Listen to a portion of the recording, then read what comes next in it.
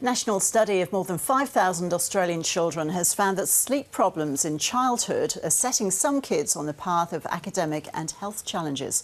His senior researcher, Dr. Jon Quach from the University of Melbourne. Hi, John. Hello. So how did you carry out the research? What did it show?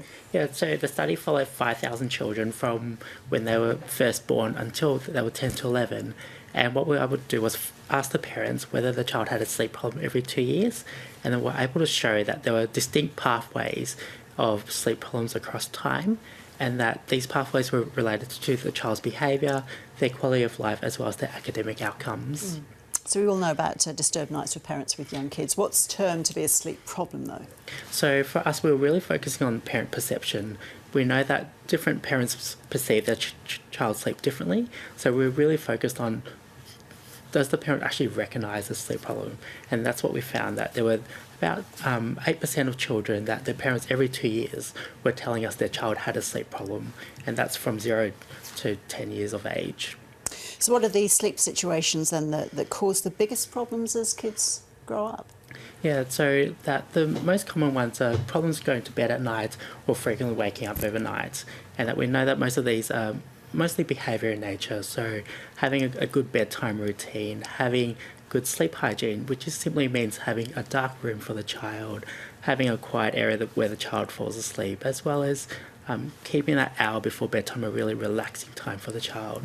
And that we know that if children do this, then they have much better sleep as well. So what sort of problems do kids face who do have problems sleeping?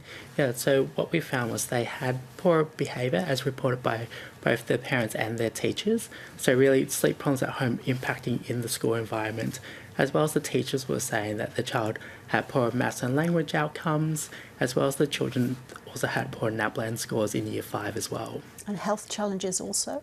Yeah, so as I said, their behaviour outcomes as well as their quality of life, which is that daily functioning and social and emotional well-being that they have. And how long do the effects of poor childhood sleep last for? Do they feed through into adulthood? Do they grow out of it, in other words? Yeah, so some children will grow out of it, but the reality is if children don't receive appropriate support to get a good night's sleep when they're experiencing a sleep problem, then these problems will persist, and it's with that persistence that leads to the greatest, poorest outcomes. And the problems caused by kids, are they just them being overtired and being a bit snappy, lack of patience, the very common things that we all get through a lack of sleep? Or is it more, is it deeper than that? Is it developmental issues that are part of this? Yeah, so it's kind of both sides. So a lot of times it's around that kind of, the next day we're all a bit tired, we're snappy, grumpy, but we all know that if they persist, then that's where it starts getting under the skin and starts kind of having a longer term impact on the child.